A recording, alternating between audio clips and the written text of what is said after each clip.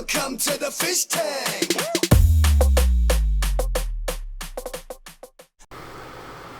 Hey everybody, Fishman here, and welcome to another video. My apologies for the background hum, but it's blistering hot here today, and if I don't have a fan running, I'm not going to make it through this video. Actually, the weather so far this spring and early summer has been really quite wonky. It'll be a couple of days where it's hot, and then it will drop down where it's really cool. I had intended to put out some tubs and put some guppies out there and do the summer tubbing thing. But it hasn't been consistent enough for me to take that chance. I mean, last night was great for humans for sleeping, but guppies would not have been happy at all. It was really quite cool, and so I think this year it's going to be a write-off. Hopefully next year, I mean, at this point, halfway through June, I think we can probably have maybe about 6 or 7 weeks of hopefully reliable warm weather, but even if that does happen, it's really not long enough to warrant putting all that stuff out.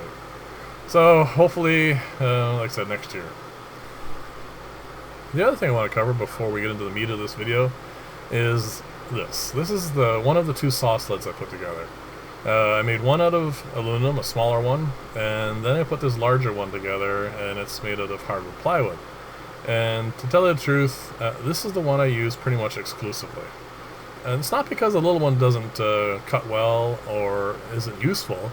It's because if I'm going to set one up, then let's say like I'm doing some small pieces right here now, but also I want to do, as I did a little earlier, some larger pieces, it's just a nuisance to switch between them, so I just end up using this one, which is just as good for both. And if I had known that originally, I probably would have just built the one. The other reason is this is extremely easy to build templates for, and it doesn't take long. I can see the bracket I'm using here is a stop. I put two pieces of plywood, screwed them together, clamped it in place, and then ran it through the saw, and then that gave me a nice square edge to the saw blade. And it was just so simple to do, and I find that's true for pretty much every angle I want to make or anything. It's just so simple to put it together. And I just wanted to give you a quick update on that before I got into sticking this together. Now, the reason I'm cutting up this acrylic comes from the fact that I need a separator. Now, anyone who's kept fish before, like a pair of cichlids or live bears, there comes a time when you either have to separate out an aggressive male or find a quiet place for a female to give birth. And I've made a number of ways of doing that. I've tank dividers. I made actually a fry separator for guppies, and actually for guppies now I don't do that anymore. I find it's a little too stressful on the female. My preference now is just to set up a 15-gallon tank with 2 or 3 females and then a male or two. Let them do their thing for a few months, and then just separate out the fry I want to keep and the fry I'm going to raise up, and then just set the whole thing up and have it run all over again.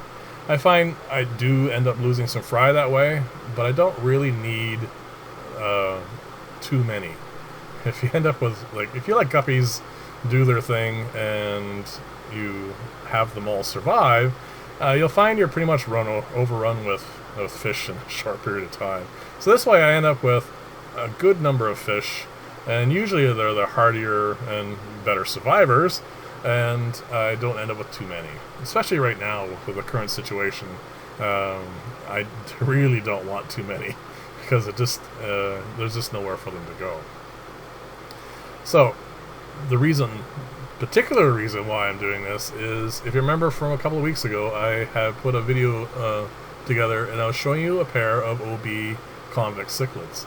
Now I've been, we'll call it selective breeding them for a while, actually for quite a while, and I had thought I had gotten to the point where I had gotten it so that they were less aggressive, which I think they are, but they're still, I mean, anyone who's has South American cichlids or Central American cichlids, the males can be jerks.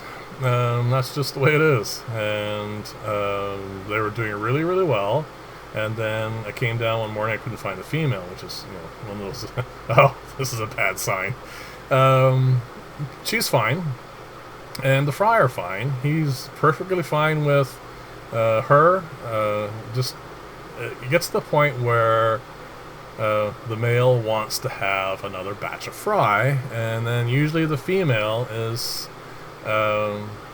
still taking care of the babies and isn't in that mode yet, and that's when you run into a bit of issue.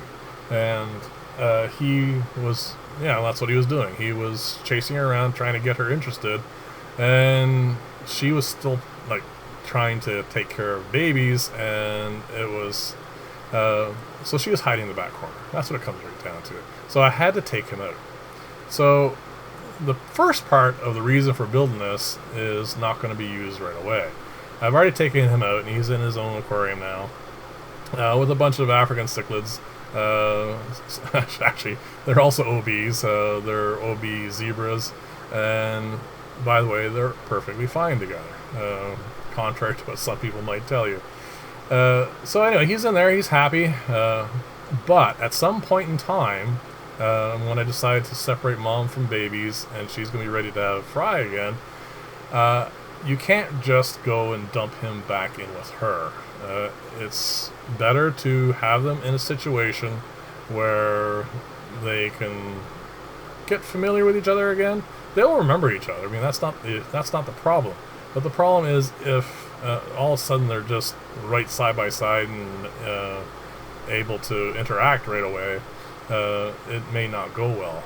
So this will be my way of having him in the aquarium once the fryer, like I said, once the fryer ready to be raised, and then getting ready for the next spawn. So the purpose here is there's holes at the top, and there's going to be the usual lift stack. The lift stack, by the way, is just a bunch of pieces I pulled out of my scrap bin from other builds. I didn't bother building a whole new one because it's really not necessary. So they're a little, not quite fitting perfectly, but it's more than good enough for this. And I'm going to have it run. This is going to pump water out, and the water will flow back in. And I'm going to put it in the aquarium with the fry. I want to make sure that it's just not going to suck a bunch of fry up, because, again, that would be contrary to its purpose. And then we'll see how that all works. So I'm going to put this in the tank. I'll get to you'll get to see that in a few minutes. Now, the other thing I want you guys to have a look at here. This is I'm using Weld-On here at the moment, and I'm still on the fence about it. I'm not sure whether or not it is. Well, it's not better than methylene chloride. It just isn't. But I might be biased. So if you guys can have a look at the joints that are being created here, and if you remember from past videos when I was using methylene chloride, is this cleaner? Is there... Oh, by the way, this is what I'm keeping in it. This is an acid jar that I have from back in my lab days. And so it doesn't evaporate. It stinks, this stuff. And it has some stuff in it that's nasty. Methylene chloride is nasty too, but it's not in the same way, so it is easier that way. But if this is giving me cleaner joints, then it is worth running a little extra fan just to keep the smell dissipated. So I'm going to peel the bottom off here, and I would like you guys to look at it and let me know if you see bubbles or if you think the joints are not as crisp and clean as when I was using methylene chloride, or on the contrary, if you think that this is better. You guys can be my unbiased eyes. So have a look at this right now and let me know what you think below, please. I really would appreciate that. So the next clip here is I'm going to put it in the aquarium, and I'm going to show you what it looks like. I'm also going to show you where the male is, and then that's pretty much it for this video. So if you like this style of video, please like and or subscribe. That's always appreciated, and comments are always appreciated as well. And that's where I get a lot of my ideas. Actually, one of the things I was planning on doing today was taking care of an oversight. I had built a number of algae filters, mostly for, well, actually exclusively for salt water, and someone pointed out, what about a freshwater one? And they're quite right. I should have done that quite some time ago, and that is coming up. So I was meaning to do that today, but it takes a little time to make those. So there he is. He's happy. He's in here with these OB zebras, and he will eventually go back with Mom, and we'll see how that goes. So I'm going to give you a quick look of this in the tank running, and one of the things I found out is that the lights for this system, when I was hooking up the new lights and getting everything running, I had clicked it over to on, and even though I've been meaning for this to clear up, and because it has the leak-proof canister filter, the new version on it, and I meant for it to clean things out. Well, 24 hours of light for a week and a half kind of, you know, had a minor setback that way. But I'm just looking at this as a greater opportunity for that filter to prove itself, so we'll see how that goes. So anyway, thank you for watching. I will see you in the next video, and bye for now.